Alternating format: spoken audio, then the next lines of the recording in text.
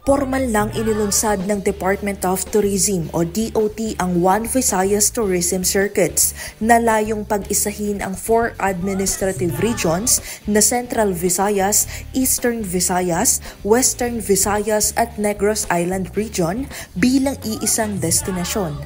Tampok sa programa ang 3 pangunahing circuits, kabilang ang UNESCO Heritage at Gastronomy Trails na nagtatampok ng culinary traditions tulad ng chicken inasal at piyaya ng Bacolod, lapas, batchoy at pansit molo ng Iloilo, binagol at moron mula Tacloban at Samar, pati na rin ang sikat na Cebu lechon at kalamay ng Bohol.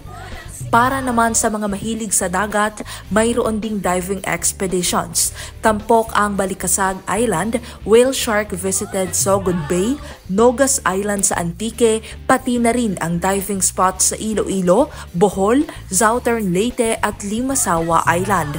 Bukod pa rito, kasama rin ang heritage trails and cultural discoveries na nagpapakita ng kultura at tradisyon ng iba't ibang lugar sa Visayas. Ayon sa DOT, mas madali na ring makakapunta sa mga probinsya dahil sa mas maayos na flight connection sa loob ng rehiyon. Sa suporta ng lokal na pamahalaan, tour operators at mga private sectors, mas pinadali na rin ang pagkuha ng tour packages para sa mga nagnanais malibot ang Visayas. Para sa DOT, ang One Visayas ay hindi lang tungkol sa turismo, kundi pagpapakita rin na sa kabila ng pagkakaiba-iba ng isla at kultura, nagkakaisa ang Visayas. Ako po si Carmel Joy Miguel, nag-uulat para sa Balitang Unang Sigaw.